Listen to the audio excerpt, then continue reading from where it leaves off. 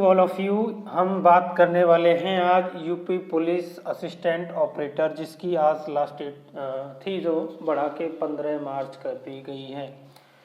हम बात करते हैं इसमें क्या क्या एप्लीकेशन फीस है किस किस वर्ग के लोगों के लिए। तो इसमें general, OBC, SC, ST and all female categories के लिए इसमें 400 रुपये फीस है।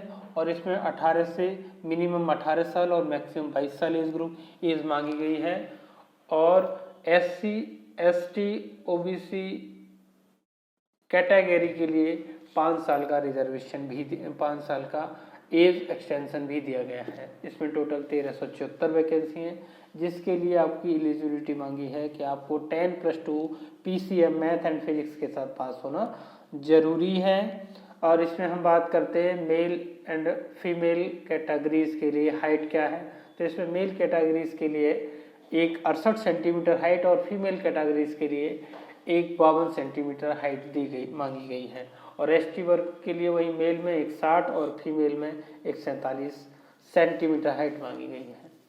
अब मेल ओबीसी, जनरल और एससी के लिए 79 से 85 सेंटीमीटर चेस्ट मांगा गया है। 79 बगैर फुलाए और 5 सेंटीमीटर 6 सेंटीमीटर सीना फुला के मांगा गया है, वो 85 सेंटीमीटर। और इसमें 4.8 किलोमीटर रनिंग मांगी है 28 मिनट में। लड़कों के लिए लगभग 5 किलोमीटर की रेस 28 मिनट में मांगी गई है। और लड़कियों के लिए वहीं 2.4 किलोमीटर की रनिंग 16 मिनट में मांगी गई है। तो इसमें टोटल 1374 वैकेंसी हैं, जिसमें ये कैटेगरी वाइज दी गई है। जनरल के लिए 552 है, ईडब्ल्यूएस के लिए 137, ओबीसी के लिए 370, एससी के लिए 288 और एसटी के लिए 27 वैकेंसी दी गई हैं। अब हम आते हैं नोटिफिकेशन इसका डाउनलोड करके आपको बताते हैं पूरी अहम जानकारी क्या क्या है।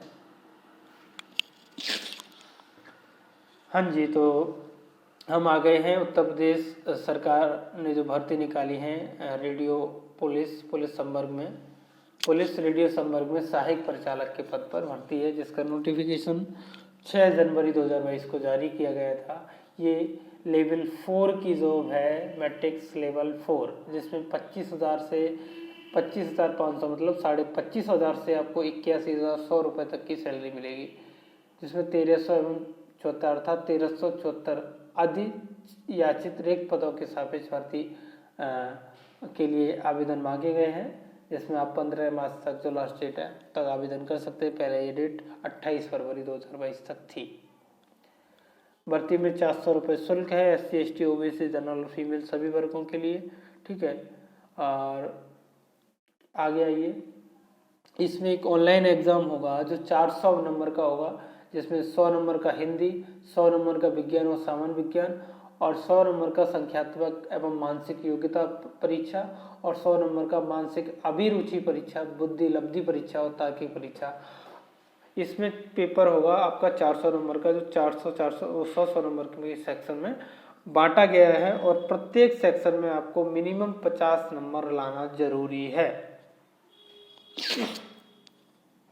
और इसी एग्ज़ाम के आधार पर आपकी फाइनल मेरिट भी तैयार की जाएगी। और ये जो आपका एग्ज़ाम है 2.5 घंटे होगा।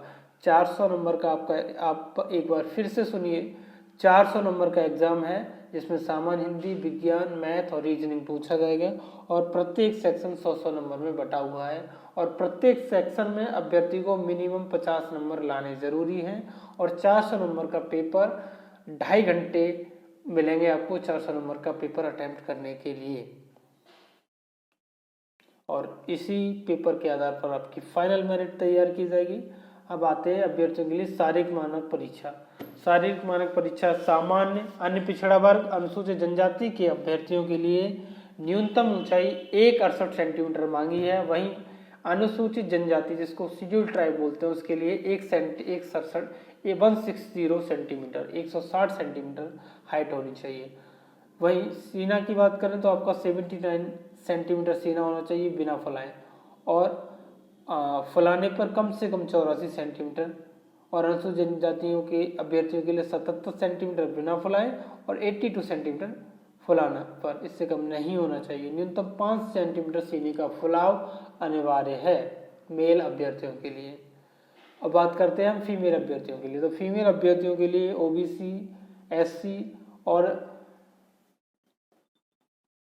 सामान्य वर्ग के लिए हाइट 152 सेंटीमीटर की मांगी गई है।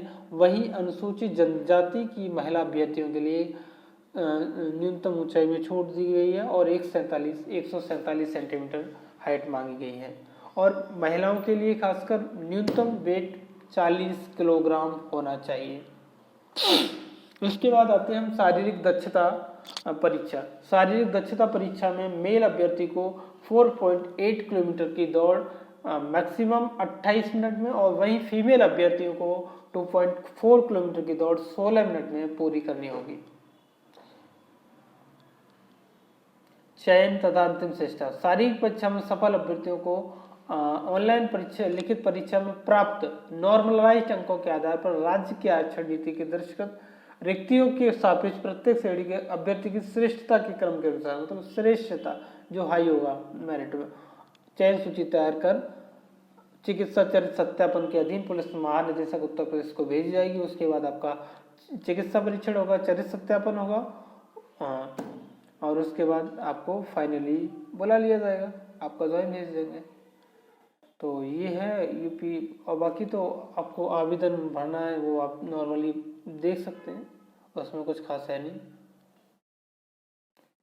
और सिलेबस की बात करते हैं तो आपका ये सामान्य हिंदी का सिलेबस दिया गया है। इसमें बताते हैं हिंदी व्याकरण, मौलिक ज्ञान, हिंदी वर्णमाला, तद्भव, तत्सम, पर्यायवाची, विलोम, अनेकार्थक वाक्यांशों के स्थान पर एक शब्द, समरूपी, भिन्नार्थक शब्द, अशुद्ध वाक्यों को शुद्ध करना, लिंग, वचन, कारक, सर्वनाम, विशेषण, क्रिया, काल, वाच्य, अव्यय, उपसर्ग, प्रत्यय, संधि, समास, विराम चिन्ह, मुहावरे एवं लोकोक्तियां, रस, छंद, अलंकार आदि, अपठित बोध, प्रसिद्ध कवि लेखक एवं उनकी प्रसिद्ध रचनाएं क्या क्या रही हैं, हिंदी भाषा में क्या क्या पुरस्कार हैं और विभिन्न, तो आपको कुछ भी पूछ सकता है हिंदी से रिलेटेड, अवार्ड, फेमस पर्सनालिटी। विज्ञान और सामान्य विज्ञान की बात करें तो इंटर लेवल का जो भी विज्ञान आपने पढ़ा है वो ही पूछा जाएगा, उससे बाहर कुछ खास पूछा नहीं जाएगा। सामान्य ज्ञान की बात करें तो सामान्य ज्ञान में आपका सामान्य ज्ञान हो गया, जिसमें आपको बताइए सामान्य विज्ञान, भारत का इतिहास, भारतीय संविधान, अर्थव्यवस्था एवं संस्कृति, भारतीय कृषि, वाणिज्य, व्यापार, जनसंख्या, पर्यावरण एवं नगरीकरण, भारत का भूगोल तथा विश्व का भूगोल और प्राकृतिक संसाधन, उत्तर प्रदेश की क्या शिक्षा और संस्कृति, सामाजिक प्रथाओं में क्या क्या सामाजिक प्रथा यूपी में महत्वपूर्ण रही, उत्तर प्रदेश में राजस्व, पुलिस व सामान्य प्रशासनिक व्यवस्था, मानवाधिकार, आंतरिक सुरक्षा, आतंकवाद और भारत और उसके पड़ोसी देशों के बीच किस तरह के संबंध है, राष्ट्रीय तथा अंतर्राष्ट्रीय महत्व के क्या समसामयिक विषय हैं, करंट अफेयर्स रहे हैं, राष्ट्रीय तथा अंतर्राष्ट्रीय संगठन क्या क्या है, जिसमें आपका यूएनओ हो गया, वर्ल्ड बैंक हो गया, ठीक है, यूनिसेफ हो गया। तो इस तरह के क्या क्या संगठन है, विमुद्रीकरण, डिमोनेटाइजेशन, उसका क्या प्रभाव पड़ा हमारे देश पर, साइबर क्राइम पर सेवा कर, पुरस्कार, सम्मान, देश राजधानी। और उसके बाद आपका न्यूमेरिकल और मेंटल एबिलिटी टेस्ट, इसमें न्यूमेरिकल और मेंटल एबिलिटी 2 सेक्शन में बटा है, जिसको जनरली आप मैथमेटिक्स बोल सकते हो। और मानसिक अभिरुचि जिसको आप रीजनिंग बोलते हो, तो रीजनिंग 3 सेक्शन में बटी है, mental aptitude test, IQ test और रीजनिंग टेस्ट। आप इसको एक बार प्रिंट करा के अपने पास रख लीजिए और तैयारी करें, तो आप हर टॉपिक को डेली वाइज आप एक टाइम टेबल प्रॉपर बना लीजिए और आप उसके हिसाब से पढ़ाई करिए। Thank you to all of you.